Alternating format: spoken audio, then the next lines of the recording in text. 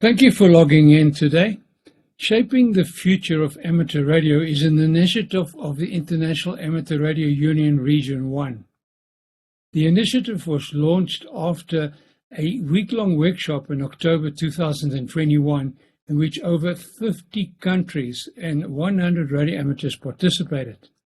Now today I'm very privileged to be joined by the President of IARU Region 1, Sylvain F4GKR, and Mats SM6EAN to discuss the progress and how individual radio amateurs and clubs can participate in shaping the future of amateur radio. Well, Mats, I would like to start with you.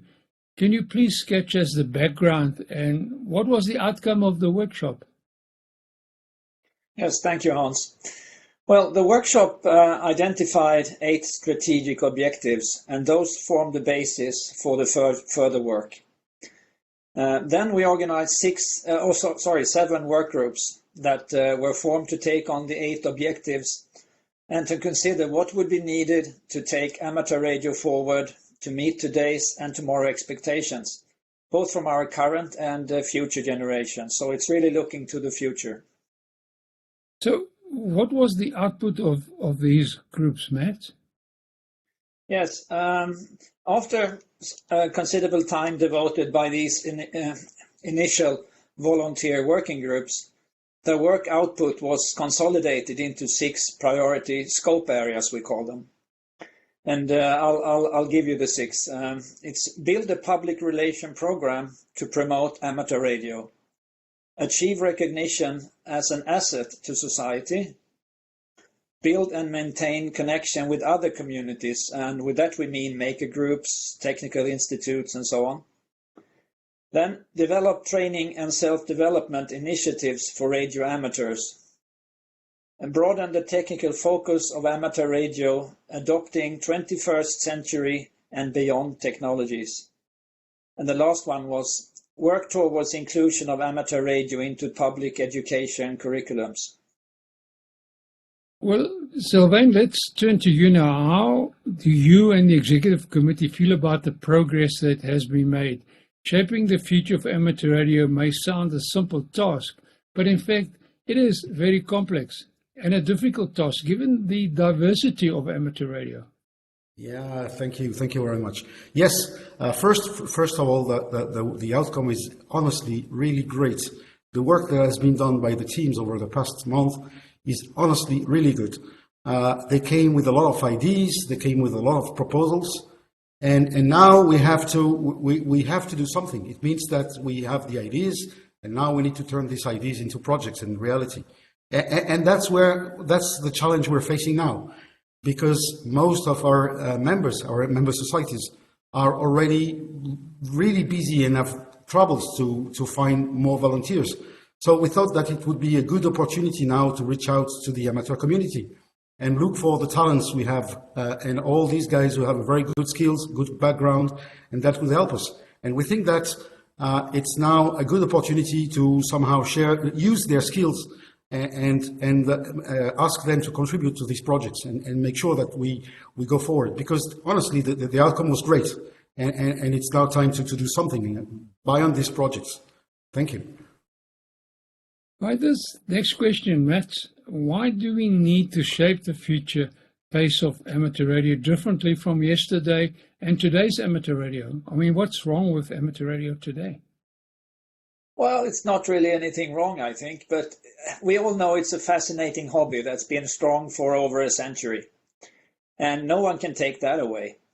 But the world around us has changed, and it's changing rapidly with new technologies. And of course, amateur radio is not immune to this, so sometimes new technologies replace existing technologies, and sometimes they add to the already existing technologies. As an example, home construction. Now, components become smaller and smaller to the point where machine placement may be the only way to populate a PC board. Does this mean that home construction is dead? No, not at all. And it's changed the way we do things. And in the commercial world, we call this system design. Radio amateurs do the same. Home construction by design systems building them with individual modules built by machines. And this is similar to when integrated circuits were introduced. We still design, develop, and build, just in a different way. That's a good point. Sylvain, amateur radio has a long-standing tradition. Why do we need to look at it differently going forward? That's a pretty good question, and thank you. Mats gave a part of the answer, in fact. Yes, of course, DXing, contesting, and all the legacy activities are part of our DNA. And we're not saying that this should not continue, of course not. But we're just saying that today everybody's exposed to new technology. You cannot ignore artificial intelligence, deep learning, software-defined radio, etc., etc. And when you're using your handphone, you have a very powerful computer in your hands. So everybody is inside the technology. So we cannot stay beside this. We cannot ignore that. So the key point here is it's exactly, in fact, if you look back, it's exactly what happened when we had this AM and SSB came. It was difficult, let's call it like that, but at the end everybody's now using as used SSB. And we have now digital modes, we have now new technologies, and it's logical that we go into these new things. And honestly, if we don't take this step, it will become very difficult to stay relevant and attract newcomers.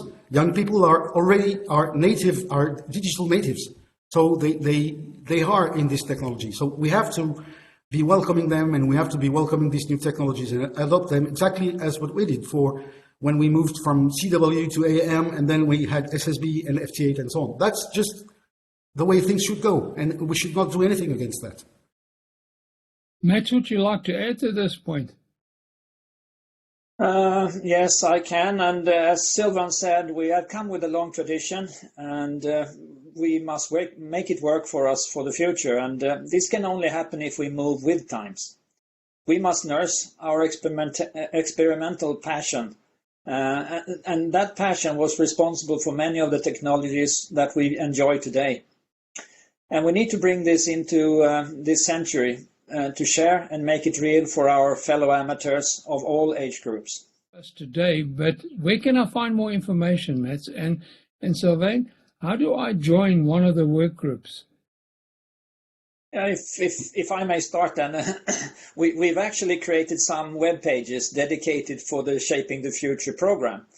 And it gives background, it gives the latest status, and there is a dedicated page on how to join the work.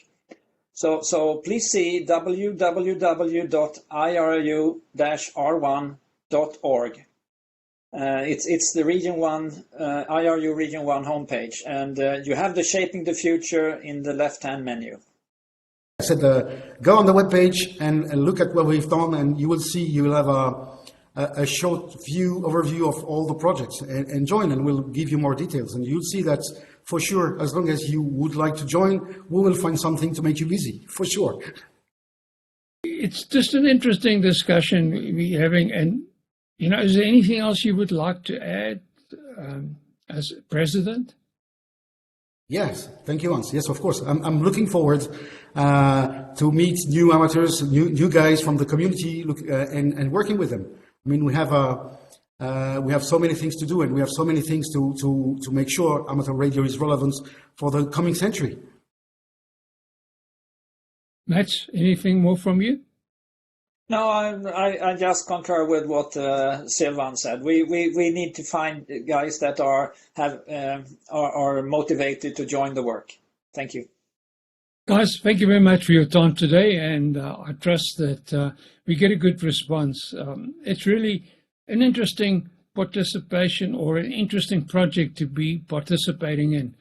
Shaping the future of amateur radio is for all of us to do. Together we can make it happen.